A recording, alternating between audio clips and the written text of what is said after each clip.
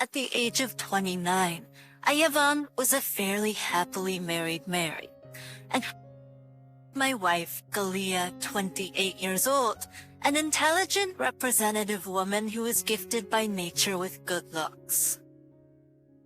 The only constant sore point in our marriage was my desire to have children as soon as possible. She did not have that desire.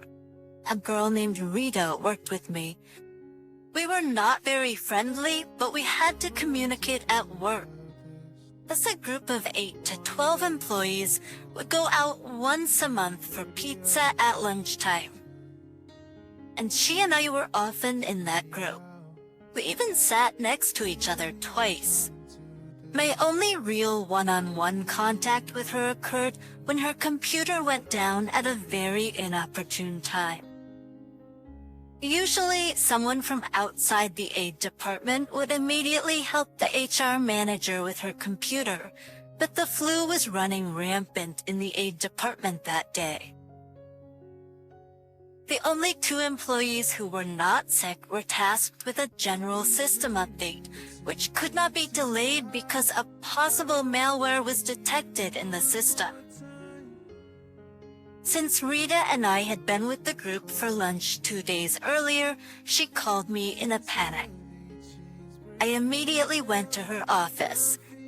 After fixing the problem in 10 minutes, I ran diagnostics on her computer and was able to extend a 15-minute job to a half-hour of pleasant conversation. I'm usually intellectually lazy, although I had enough innate intelligence to graduate from a decent engineering school.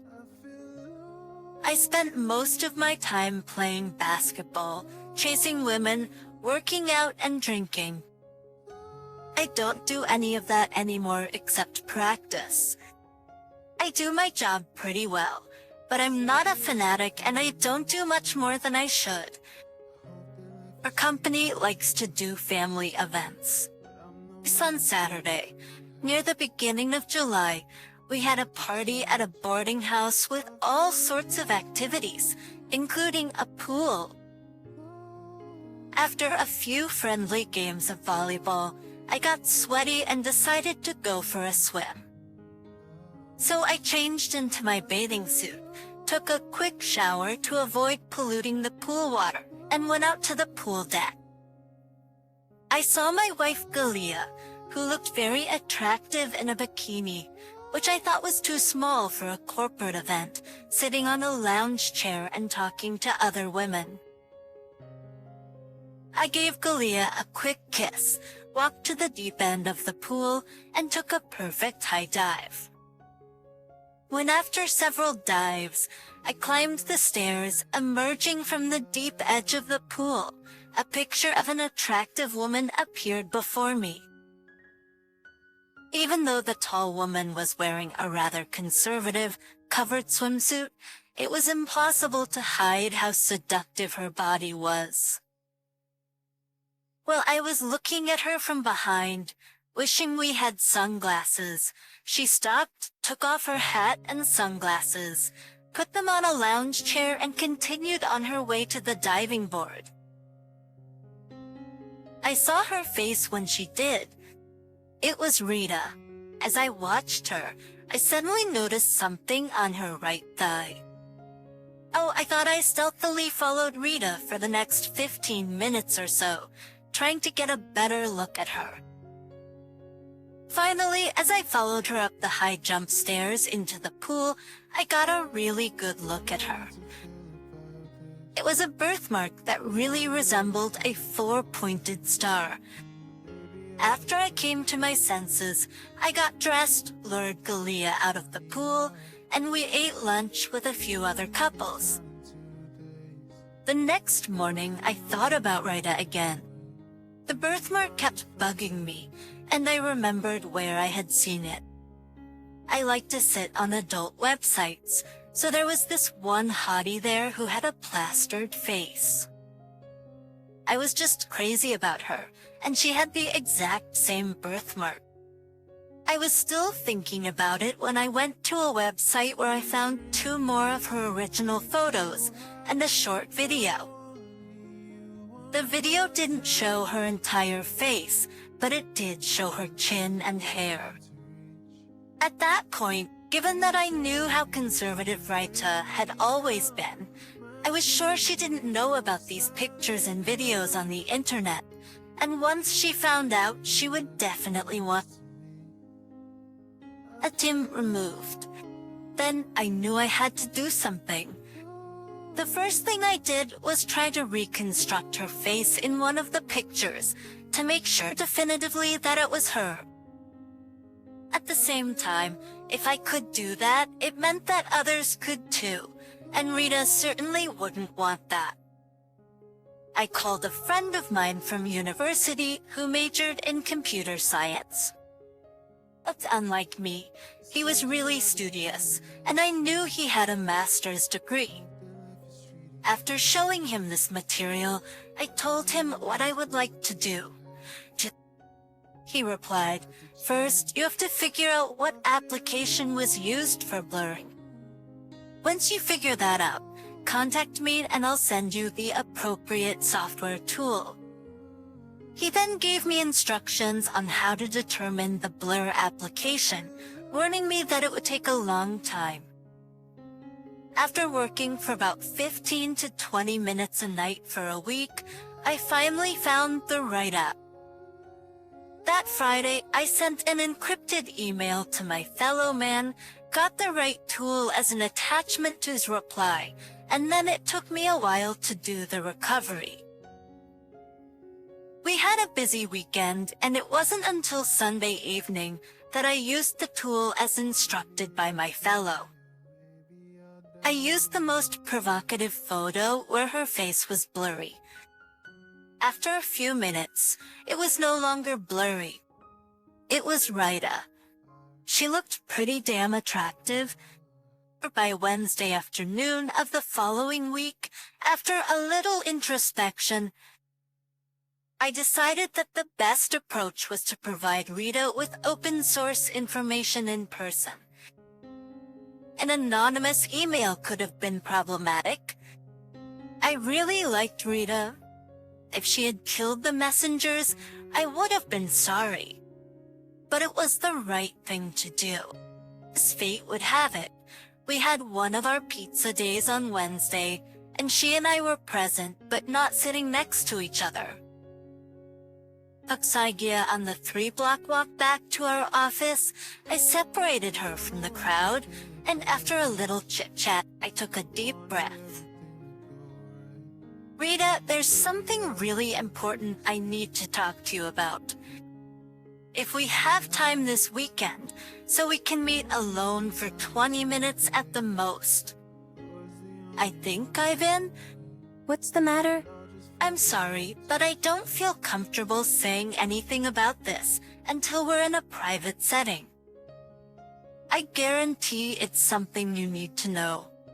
Because after a pause, she said, "Okay, I'm working out at Planet Fitness on Saturday morning. Teacher, I'll be done at 9:30, and we can go to the park behind the building and talk. If you want, you can join me at 8 a.m. as a guest." Although I have my own workout facility that I go to regularly on Saturday mornings, I agreed. By then, we were back in our office building. Thus on Saturday morning, Rita and I worked out at Planet Fitness. Plus, we didn't shower after our workout, but around 9:40, we wiped down and went outside on this gorgeous morning.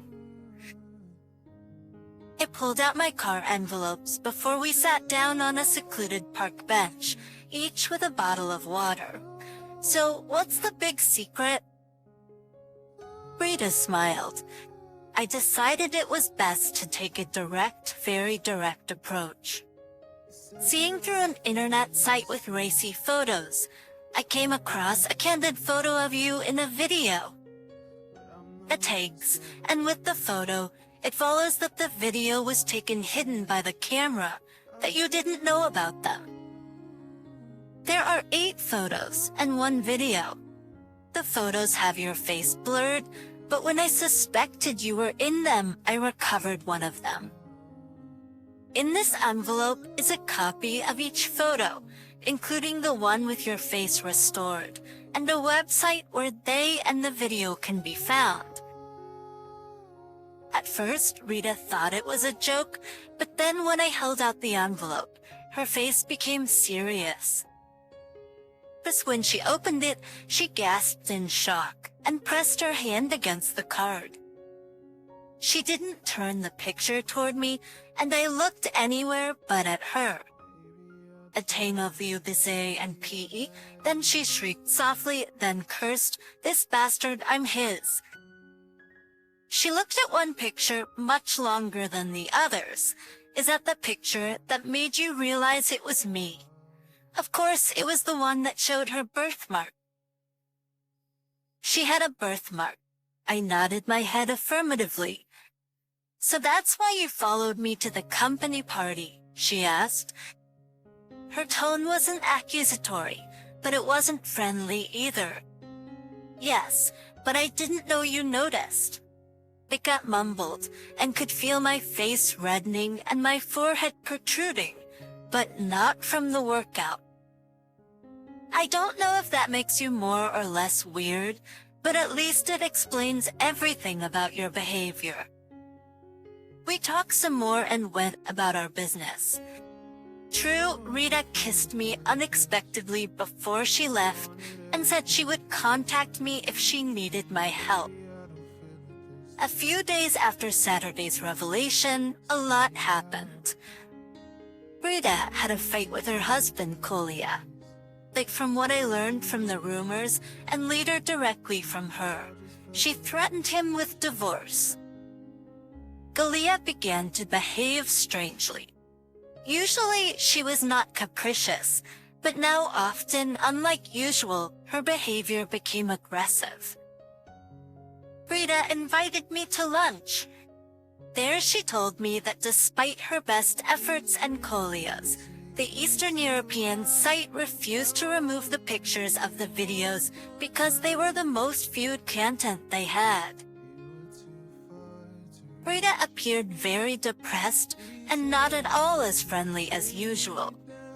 Except in fake, in the evening after our dinner, I went to see a guy who is rumored to be a black hat hacker. He thought he was a gray hat, though. I told him about the site that wouldn't delete the pictures. He said he could help for $5,000, and for $10,000, he could guarantee that the video photos would disappear forever. I showed my interest. At night, I called Rita for the first time ever when she was home.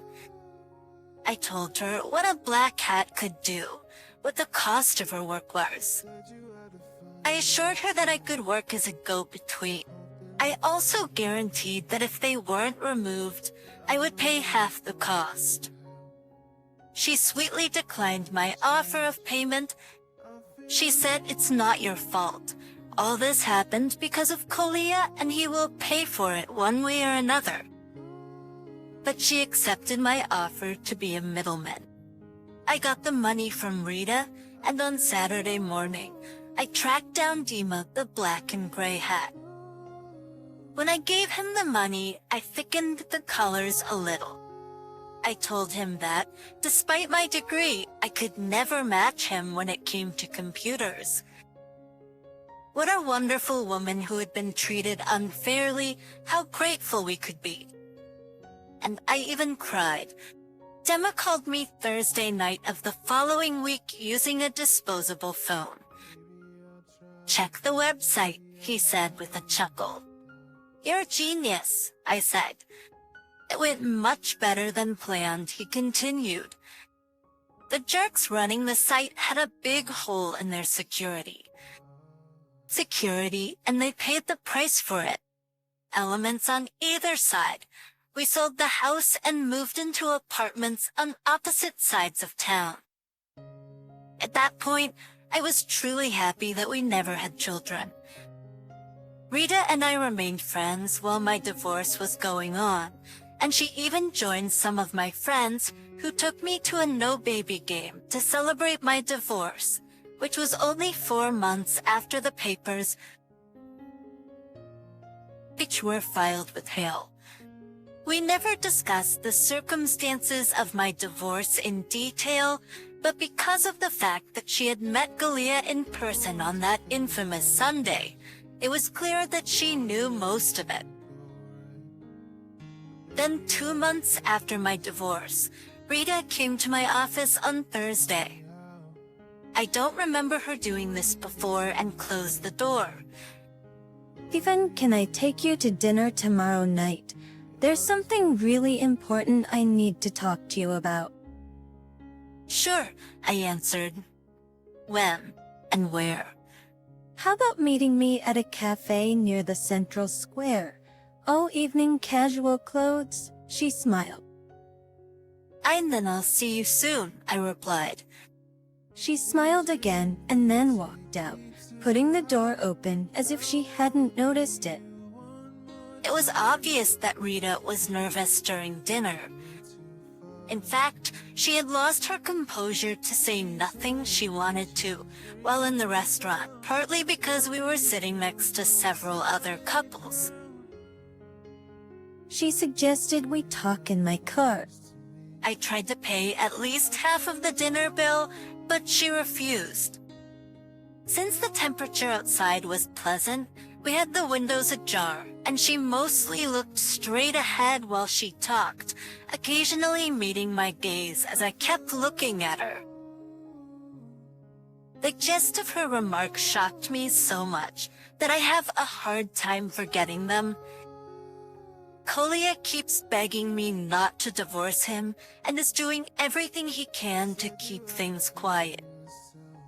He just doesn't believe that I don't trust him anymore and that fighting the divorce won't help him. It's about posting pictures and videos on the internet, I asked. It's a big part of what's going on because it's such a breach of trust that it boggles my mind. However, it's also because he doesn't think it was that big of a deal with other people either. He is far from noble, and in general, his character is not what I imagined when we got married. Besides, I want children as soon as possible. And although he said he wanted them before we were married, he doesn't now. Finally, and I probably shouldn't tell you, that getting closer to him is more like a Labor Day than a 4th of July. There was too much information from me and I couldn't respond in any way at first. So, what do you want to talk to me about? Well, I figured out a way to make it abundantly clear to him that it's over between us, so he won't resist the divorce I filed for last week, even though we're still living in the house together. Since you're the only man I know, I think, other than Dima, but he doesn't fit all the parameters, you're the right man for the job. Wow, I said in my head, but I didn't say it out loud. I'd want Galia to find us in my bedroom, looking like we just made love. He can be cruel, I asked. He can't be a violent man. Plus, he doesn't own a gun or any other weapon. There's nothing in the house except kitchen knives, which I hide, and you are 4 inches taller, 30 pounds heavier, and I know from our gym classes that you are in shape, and he is not. He's not in shape, and you are twice his strength, said Rita in one sentence, clearly very disturbed. I could think about it, I asked. I know you could do it. But if you can, I have to find someone else. I can't think of anything as spectacular, she answered quickly. Yes, I could. This dancing would relax you and help you make up your mind. I think so, yes, it helped. I smiled at her. Then let's go to that new dance club. She chuckled. So we did. On Sunday night, I called Rita and said, I'd agree with your plan if you still want to go ahead and think it will work. Thank you very much, Ivan, she responded. Yes, I want to do it and I know it will work. She practically smiled over the phone. So on Friday, I was at Rita's house by 4 o'clock in the afternoon. I was nervous. Rita was nervous. Even the inanimate objects in the master bedroom seemed nervous as we waited for Kolya to come home. I must have asked 4 or 5 times when he was likely to arrive, but Rita was not offended that she had to answer so often. Perhaps because of her nervousness, she didn't remember me asking her before. Any time between 4:30 and 5:00, she said. Just around 4:40, we heard the outside garage door open. At Thiltner's, then the inside garage door opened and closed, and something that looked like a briefcase was placed on the kitchen table. When we heard footsteps on the stairs, Rita took off her robe as planned. I pretended to put on the first pant leg of my pants. I tried not to look at Rita, but it was impossible. She looked even better in real life than she did in the pictures. It was clear that there was no reason to tweak her pictures. Why are you here? Casey, I'm sorry you had to see that, Cole, but I told you it was over between us. You had to accept it. There was an unhappy expression on his face that, if I didn't know all the many good reasons why Rita was divorcing him, would have made me feel sorry for him. He sighed heavily, making a sound that was something between a squeal and a slip and a cry. He staggered for a few seconds, then turned and walked away. We froze as we heard him go down the stairs, heard the inner garage door open and close again, started his car, closed the outer garage door. Then there was silence. I'm sorry it was so sad, but it had to be done. Thank you for your help. At this point, I couldn't help myself and kissed her. Rita reciprocated, and we made love. It was a long, indefinite period of time before we both came completely to our senses. Rita spoke first. Thank you, Ivan, it was wonderful. I grinned. Can't we thank each other? She giggled. Yes, thank you, goddess. After a few pleasant conversations in private, she got a shy look on her face. Ivan, I have a confession to make. I was hoping it might end up like this. There's no way in the world I could resist you, I replied. As I recall, the bone of contention between you and your ex-wife was your desire to have children, and she had no such desire. And correct me if I'm wrong, but don't you have the same desire that I do? And doesn't Kolya have the same desire as Galaya? She had a big smile on her face. Don't you think we'll want to have children together? I know we will, but first let me have an affair with you. Since Kolya is unlikely to ever come back, why don't you pack a bag and come to my place for the weekend? There's room for me in your bed, she giggled. It's a big size. It suits me. She laughed.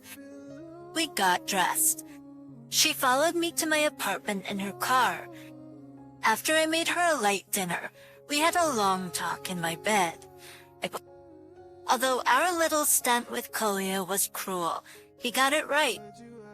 The day Rita's divorce became final, I glowed with happiness.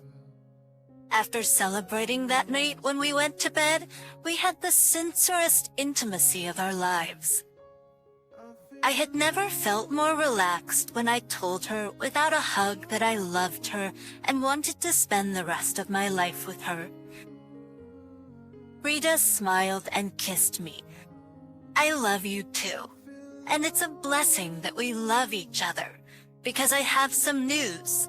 I'm 6 weeks pregnant. The next morning, I kissed her and then took her face in my hands. I'm not sure I heard you right last night. You said you were pregnant. Yes, about 6 weeks pregnant. She smiled. How did that happen? I mixed up my pills.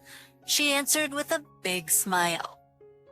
Sticking to it, she replied with an even bigger smirk this time. I guess that means I have to marry you, then joked. Does your father have a shotgun? I bet he does.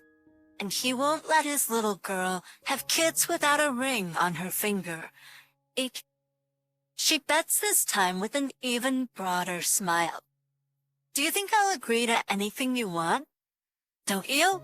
I feigned anger. I didn't think the smile could get any wider, but it did. Yes, but your compensation would be that you would be the best father ever. 10 years later, life wasn't just good. It had become fantastically good. We seem to fall more in love every month.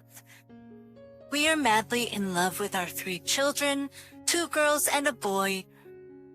Sometimes the 3 women in the family team up against us, 2 poor guys. But we always seem to survive, okay, even if we don't win. The best part, besides the kids not growing up yet, is that I don't have to look at pictures of what I think is the best female figure on the planet. Every night with me in bed is a real woman with the best female figure. Every day, I take a few minutes out of my day to thank Coley for posting these pictures on the internet, and Galia for her overactive imagination and impulsiveness.